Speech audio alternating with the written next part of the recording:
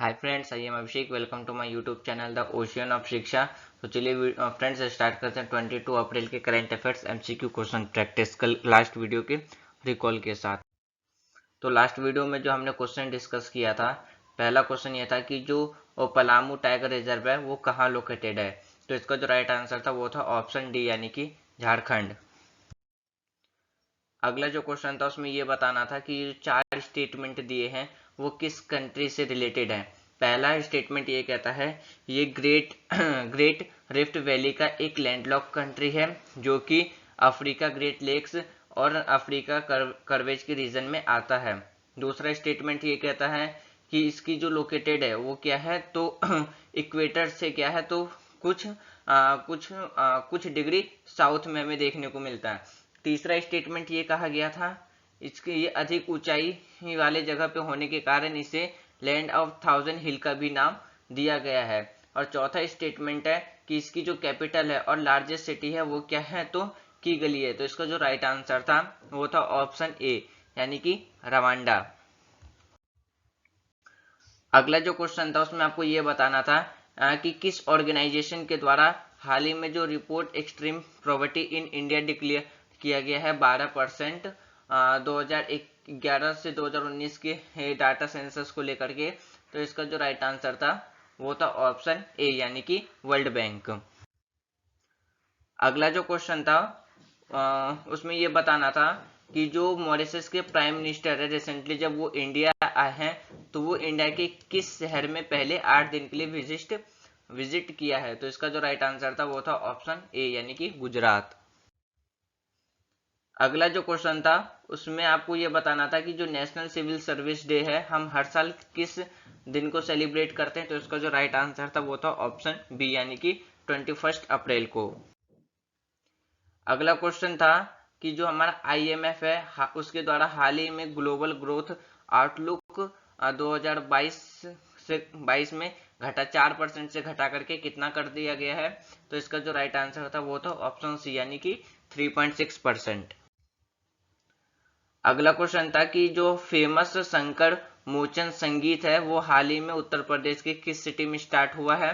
तो इसका जो राइट आंसर था वो था ऑप्शन बी यानी कि वाराणसी। अगला क्वेश्चन है सोलोमन आइसलैंड ने हाल ही में किस कंट्री के साथ अपना सिक्योरिटी पैक्ट साइन किया है। तो इसका जो राइट आंसर था वो था ऑप्शन डी यानी कि चाइना। अगला क्वेश्चन में आपको अगला जो क्वेश्चन था उसमें यह बताना था कि जो अल अस्का मॉस्क्यू है जो कि हमें हाल ही में न्यूज में देखने को मिली थी वो किस सिटी में लोकेटेड है। तो इसका जो राइट आंसर है वो है ऑप्शन ए यानी कि जेरूसलम। अगला जो क्वेश्चन है उसमें ये बताना था कि जो WHO global centre for tradition medicine है वो इंडिया के किस शहर में लोकेटेड है। तो इसका जो राइट आंसर था वो था ऑप्शन ए यानी कि जामनगर। अगला क्वेश्चन ये था कि हाल ही में इंडिया ने किस कंट्री के साथ मिलकर के मेगा फूड पार्क प्रोजेक्ट जो कि हमारा वो फनीधर फनीधर जगह पे जो कि गुजरात में उसमें देखने को मिला। तो इसका जो राइट आंसर था वो था ऑप्शन बी यानी कि इटली के द्वारा। आज का जो पहला क्वेश्चन है उसमें आपको ये बताना है कि किस मिनिस्ट्री के द्वारा ऑर्गेनाइज कराया जा रहा है ब्लॉक लेवल का हेल्थ मेला जिसमें से 1 लाख से ज्यादा हमें आयुष्मान भारत हेल्थ और वेलनेस सेंटर देखने को मिलेगा। तो ऑप्शन ए है हमारा ministry of education, option B है हमारा नीति आयोग, ऑप्शन सी है मिनिस्ट्री ऑफ हेल्थ और ऑप्शन डी है हमारा मिनिस्ट्री ऑफ सोशल जस्टिस। तो इसका जो राइट आंसर है वो है ऑप्शन सी यानी कि मिनिस्ट्री ऑफ हेल्थ। यानी कि जो हमारा द यूनियन हेल्थ मिनिस्टर उसके द्वारा ऑर्गेनाइज कराया जा रहा है ब्लॉक लेवल हेल्थ मेला जिसमें कि 1 लाख से ज्यादा हमें आयुष्मान भारत हेल्थ और वेलनेस सेंटर देखने को मिलेगा हमारे पूरे कंट्री में। तो ये जो मेला है और जो मेला ऑर्गेनाइज कराया जा रहा है किसके साथ कोलैबोरेशन करके किया जा रहा है, तो और जितने भी स्टेट हैं सबके साथ मिलकर के और जितने भी हमारी यूनियन टेरिटरी हैं जिसमें जो रिलेटेड होंगे तो मिनिस्टर्स जो रहेंगे कौन कौन से, तो जो ministers of human and child development, information and broadcasting, Panchayati Raj, ministry of Ayush and ministry of education के साथ मिलकर के इस मेला को ऑर्गेनाइज कराया जा रहा है। और ये जो मेला रहेगा हमारा किसका पार्ट रहेगा, तो ये आजादी का अमृत महोत्सव का भी पार्ट रहेगा। और इसमें जो मेन इसका जो मकसद रहेगा वो मकसद है वो क्या है, तो अवेयरनेस फैलाना है, यानी कि जागरूक फैलाना है। किससे related, about Ayushman Bharat health and wellness centre से को। और इसमें जो टेली मेडिसिन है और टेली कंसल्टेशन है, तो इसका जो राइट आंसर था वो था ऑप्शन सी, यानी कि मिनिस्ट्री ऑफ हेल्थ। अगला जो क्वेश्चन है उसमें ये बताना है कि जो मई के फर्स्ट वीक में हमारे देश के जो प्राइम मिनिस्टर है मिस्टर नरेंद्र मोदी, वो यूरोप के किस कंट्री में विजिट करेंगे। ऑप्शन ए है Hungary, UK and Sweden. Option B है हमारा ग्रीस, पुर्तगाल एंड पोलैंड। ऑप्शन सी है हमारा Austria, Switzerland and Norway. Option D है जर्मनी, फ्रांस एंड डेनमार्क। तो इसका जो राइट आंसर है वो है ऑप्शन डी, यानी कि जर्मनी, फ्रांस एंड डेनमार्क। मई के फर्स्ट वीक में जो हमारे प्राइम मिनिस्टर है नरेंद्र मोदी, वो 3 यूरोपीय कंट्री में विजिट करेंगे, जिसमें से जर्मनी, डेनमार्क और फ्रांस होगा। इस टूर में जो प्राइम मिनिस्टर है वो जो उनका ये पहला ओवरसीज ट्रिप होगा, यानी कि एक ही साल में 3 कंट्री में विजिट करेंगे। और उसमें क्या रहेगा, उसमें इंक्लूड रहेगा 2 क्रिटिकल लैबोरेटरी मीटिंग, जिसमें जर्मनी और फ्रांस के साथ होगा। तो इसका जो राइट आंसर था वो था ऑप्शन डी। अगला जो क्वेश्चन है उसमें आपको ये बताना है कि हम हर साल वर्ल्ड अर्थ डे किस डे को सेलिब्रेट करते हैं। ऑप्शन ए है 21 अप्रैल, ऑप्शन बी है 22 अप्रैल, ऑप्शन सी है 23 अप्रैल, ऑप्शन डी है 24 अप्रैल। तो इसका जो राइट आंसर है वो है ऑप्शन बी, यानी कि 22 अप्रैल।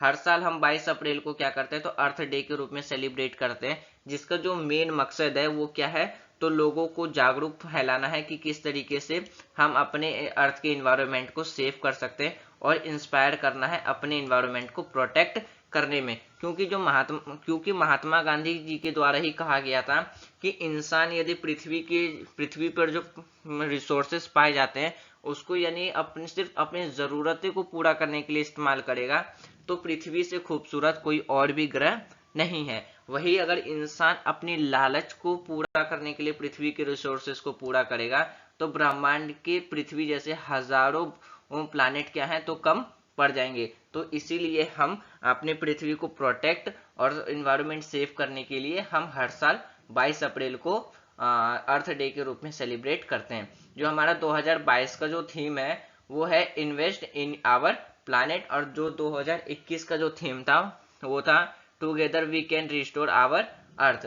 तो हम अर्थ डे से ही रिलेटेड कुछ और डे सेलिब्रेट करते हैं जो कि हमारे नेचुरल रिसोर्सेज से क्या है तो डायरेक्ट लिंक है। जैसे कि हम हर साल 22 अप्रैल को वर्ल्ड वाटर डे के रूप में सेलिब्रेट करते हैं, जिसमें हम जो प्योर वाटर है उससे रिलेटेड हम लोगों को जागरूक करते हैं, और हम इंस्पायर करते हैं कि हम day by day daily uses में पानी को कैसे सेव कर सकते हैं। हर साल हम 22 अप्रैल को अर्थ डे के रूप में सेलिब्रेट करते हैं, और जो हम हर 22 मई को क्या करते हैं वर्ल्ड बायोडायवर्सिटी डे के रूप में भी सेलिब्रेट करते हैं, और हर साल 5 जून को हम वर्ल्ड एनवायरनमेंट डे के रूप में सेलिब्रेट करते हैं। ये जितने भी डेज मैंने अभी जो बताया वो डायरेक्ट ही कनेक्टेड है किससे, तो हमारे अर्थ डे से। तो इसका जो राइट आंसर था वो था ऑप्शन सी, यानी कि 22 अप्रैल। अगला जो क्वेश्चन है उसमें आपको ये बताना है कि जो हमारे गुरु तेग बहादुर जी हैं उनके कौन से भी बर्थ एनिवर्सरी पर हमारे जो देश के प्राइम मिनिस्टर हैं वो पूरे नेशन को क्या करेंगे, एड्रेस करेंगे। ऑप्शन ए है 200 200 बर्थ एनिवर्सरी। ऑप्शन सी है हमारा 300 बर्थ एनिवर्सरी। ऑप्शन सी है 400 बर्थ एनिवर्सरी, और ऑप्शन डी है हमारा 500 बर्थ एनिवर्सरी। तो इसका जो राइट आंसर है वो है ऑप्शन सी, यानी कि 400 एनिवर्सरी। यानी कि जो हमारे देश के प्राइम मिनिस्टर नरेंद्र मोदी है वो और लाल किला पर 21 अप्रैल को क्या करेंगे 400 बर्थ एनिवर्सरी किसके, तो गुरु तेग बहादुर जी के अवसर पर पूरे देश को क्या करेंगे लाल किला से संबोधित करेंगे, जिसमें कि जो कि हमारे गुरु तेग बहादुर जी थे वो गुरु मतलब सिख के 9वें गुरु थे। इसलिए उनके बर्थ एनिवर्सरी पर लाल किला पर नरेंद्र मोदी जी के द्वारा उनकी लाइफ से रिलेटेड क्या किया जाएगा, तो लाल किला पे जाकर के स्पीच दिया जाएगा, जो कि क्या रहेगा हमारा 15 मिनट का 15 मिनट का लाइट एंड साउंड शो देखने को मिलेगा, जो कि 2 दिन का ये प्रोग्राम है। तो इसका जो राइट आंसर है वो है ऑप्शन सी, यानी कि 400 बर्थ एनिवर्सरी। अगला जो क्वेश्चन है उसमें आपको ये बताना है कि जो 2014 का जो फाइनेंशियल ईयर था उसमें से सुअर की एक्सपोर्ट हमें कितनी परसेंट ग्रो हो गई है। ऑप्शन ए है 291%, ऑप्शन बी है 100%, ऑप्शन सी है 40%, ऑप्शन डी है 80%। इसका जो राइट आंसर है वो है ऑप्शन ए, यानी कि 291%।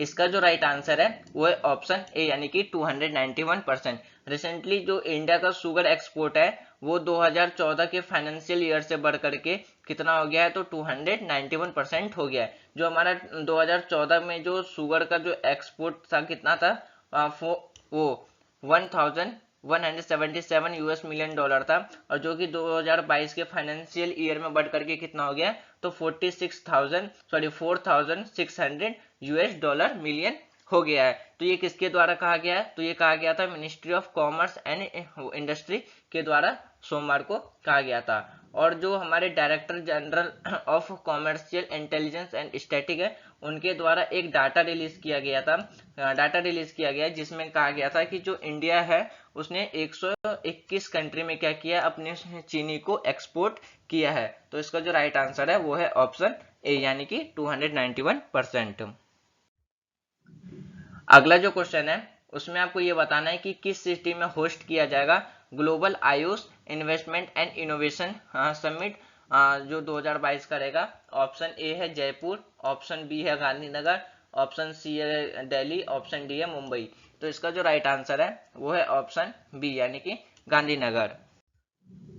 प्राइम मिनिस्टर जो हमारे नरेंद्र मोदी उनके द्वारा ओपन किया गया है, तो क्या, तो global Ayush investment and innovation summit कहाँ 2022 में, कहाँ पे, तो महात्मा मंदिर, जो कि हमें गांधीनगर में देखने को मिलता है। ये 3 डे का कॉन्फ्रेंस रहेगा, जो कि किस पे बात करेगा, तो इसकी जो मेन टॉपिक रहेगा वो policy makers, entrepreneurship, investor, startup and other national and international player to discuss.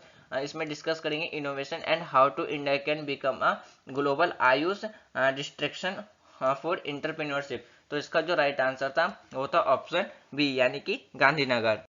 आज का जो लास्ट क्वेश्चन है उसमें आपको बताना है कि इनमें से कौन सा वोल्केनो सबसे ज्यादा एक्सक्लूसिव वोल्केनो है। तो ऑप्शन ए है हमारे पास सील्ड वोल्केनो, ऑप्शन बी है कंपोजिट वोल्केनो, ऑप्शन सी है fluid basalt province volcano, option D है ऑप्शन जो डी है हमारा वो है काल्डेरा वोल्केनो। तो इसका जो राइट आंसर है वो है ऑप्शन डी, यानी कि जो हमारा जो राइट आंसर था वो था option D, caldera volcano. Volcano कहते हैं किसमें, वो एक ओपन पार्ट होता है जो जिससे कि हॉट मटेरियल और congesting of gas, liquid lava, pieces of rocks automatically क्या आते हैं, धरती के सरफेस पे बाहर आ जाते हैं, जिसे हम क्या कहते हैं, तो वोल्केनो कहते हैं। वोल्केनो को क्लासिफाइड किया गया है ऑन उसके बेसिस नेचर पर, जो कि हमारा European and the form of develop the surface के बेस पे हमने क्या किया है, वोल्केनो को वो क्लासिफाइड कर रखा है। जो हमारा जो कल्डेरा वोल्केनो है वो पृथ्वी पर मौजूद वोल्केनो में से सबसे अधिक एक्सक्लूसिव, यानी कि विस्फोटिक वोल्केनो में से वोल्केनो है। ये ज्वालामुखी आमतौर पर इतने विस्फोटक होते हैं कि जब ये फटते हैं तो किसी भी ऊंचे ढांचे के निर्माण की बजाय खुद ही नीचे धंस जाते हैं। जो धंसे हुए पार्ट्स होते हैं, यानी कि यानी इसकी जो एक्सक्लूसिव जो पार्ट्स होते हैं जो ऑटोमेटिकली जमीन के अंदर आ जाते हैं, उसे हम क्या कहते हैं, तो कलाडेरा कहते हैं, जिसकी वजह से हमारा जो राइट आंसर था वो था ऑप्शन डी, यानी कि कलाडेरा वोल्केनो इज राइट। वो कलाडेरा वेलकोनो। तो इसका जो राइट आंसर था वो था ऑप्शन डी। तो फ्रेंड्स ये था हमारा 2020 मतलब 22 अप्रैल का करंट अफेयर्स एमसीक्यू क्वेश्चन। तो मुझे उम्मीद है आपको ये क्वेश्चन प्रैक्टिस सीरीज पसंद आ रही होगी। तो अपना फीडबैक वीडियो को लाइक या डिसलाइक करके दे सकते हैं। Thanks for watching friend, take care, जय हिंद।